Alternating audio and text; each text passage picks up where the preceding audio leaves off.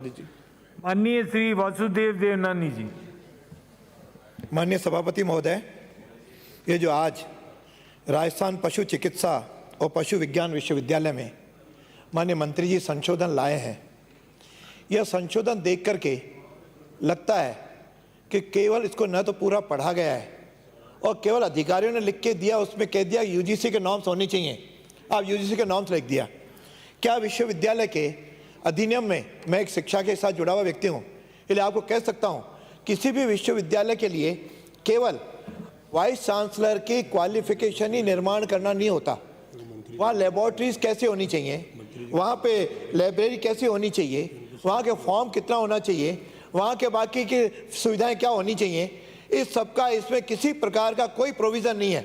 और आज उस विश्वविद्यालय को देखेंगे तो न तो वहाँ इस प्रकार की लेबोरेटरीज हैं, न इस प्रकार की लाइब्रेरी है, न उस इस प्रकार की पुस्तकें हैं। केवल आपने वाइस चांसलर की नियुक्ति की बात कर दी और वाइस चांसलर की नियुक्ति में आपने जिस प्रकार का उसमें प्रोविज़न रखा है, उसे लगता है कहीं ना कहीं उसको सीमित करके अपने ही कुछ लोगों को लाभ देने का प्रोविज़न करना चाह रहे हैं। और साथ में दूसरा जो संशोधन आपने रखा है जिसमें लिखा है खंड 3 में धारा 24 क में इस अधिनियम में अंतर्विष्ट किस बात के होते हुए राज्य सरकार की रिपोर्ट पर और साथ में राज्य सरकार की परामर्श पर, यानी पूरी तरह वाइस चांसलर को एक पपेट बनाने की सारी इसमें योजना दिखाई देती है। वाइस चांसलर आज एकेडमिक व्यक्ति है, आप प्रतिष्ठित व्यक्ति है, इसमें कौन से अच्छे व्यक्ति आपके पास आएंगे? कोई अच्छा व्यक्ति आएगा नहीं वीसी बनने के लिए। विश्वविद्यालयों की स्थिति कभी सुधरेगी नहीं। केवल वीसी को इस रूप में बनाना चाह रहे हैं कि वीसी आपके कहने से हाँ में हाँ भरे, ना से ना करे, उसी प्रकार का एक वीसी आप बनाना चाह रहे हैं। जब चाहो तो कान पकड़ के उसे हटा दो, जब चाहो तो कान पकड़ के उसको रख लो, जो बात कहाँ करना चाहो, यार ना करे तो कल से नौकरी पे नहीं आएगा। यानी रिपोर्ट भी इनकी, परामर्श भी इनका और निर्णय करवाएंगे कुलाधिपति से। यानी ये तो कम से कम आप इस पर सोचो कि राज्य सरकार की रिपोर्ट पर कुलाधिपति की राय में, यानी इसको पूरा यदि पढ़ेंगे तो आपको लगता है कि केवल ये राज्य सरकार के हाथ में गाना चाह रहा है। दूसरा मेरा आपसे आग्रह है कि ये विश्वविद्यालय के वीसी तो आप तय कर लोगे, लेकिन वहाँ की आर्थिक स्थिति क्या है जरा इसका पता लगाया क्या?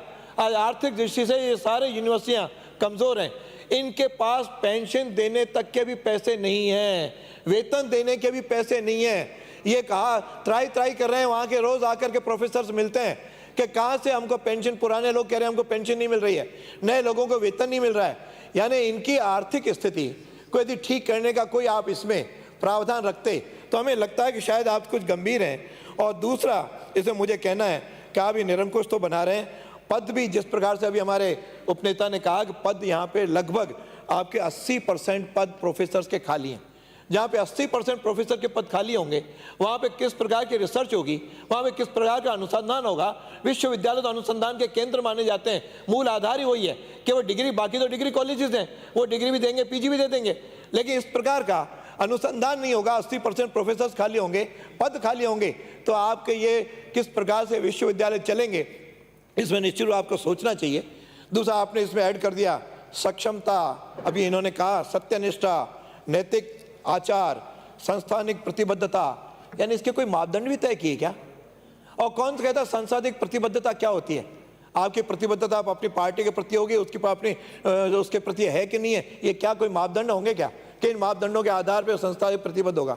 यानी इस प्रकार के शब्द केवल जोड़ करके आप इस मायाजाल शब्दों के आधार पे आप इसको कर रहे हैं, मैं समझता हूँ कि उचित नहीं है।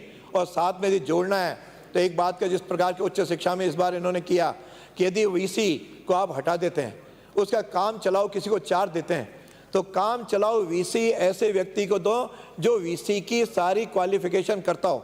हमारे अजमेर में जैसे उच्च शिक्षा के अंदर उसने यहाँ के वाइस चांसलर को, पत्रकारिता वाले को जोड़ दिया जो खुद एमए पास और किस प्रकार पीएचडी वालों के ऊपर किस प्रकार का काम निर्धारित करेगा। लास्ट में जब चांसलर ने कहा तब जाके उसको हटाना पड़ा। यानी काम चलाऊ भी वीसी कौन होगा, इसका भी कहीं इसमें आप यदि प्रोविज़न रखेंगे तो शायद उसके साथ न्याय हो पाएगा। नहीं तो ये काम चलो इस प्रकार के चलते रास्ते किसी को दे दिया जो न तो समझता है पशुपालन को समझता है, न किसी और पशु चिकित्सा को समझता है, ऐसे को यदि आपने दे दिया तो मैं समझता हूँ कि ये सारी आपके जो यूनिवर्सिटीज़ हैं इनके हाल बुरे होंगे। तो मेरा आपसे आग्रह है कि आप इन सब की स्थिति ठीक करें और सारी समग्र स्थिति में लाएं। क्योंकि आपको जीडीपी का जैसे 12% आपको इसमें मिलता है, तो मैं समझता हूँ कि इसको इम्पोर्टेंस महत्व मान करके इसको काम चलाओ मत माने। और पशुधन हमारे लिए कितना महत्वपूर्ण है, इसको ध्यान में रखते हुए इस संशोधन को अभी तुरंत जल्दबाजी में न लाएं। इसको 6 महीने के लिए आप जनमत के लिए प्रसारित करें, ताकि मिल बैठ करके ठंडे दिमाग से सोच करके इसमें सारे संशोधन लाए जा सकें। धन्यवाद। माननीय श्रीमती अनीता बघेल, माननीय श्री बलजीत यादव, माननीय श्री जोगेश्वर गर्ग,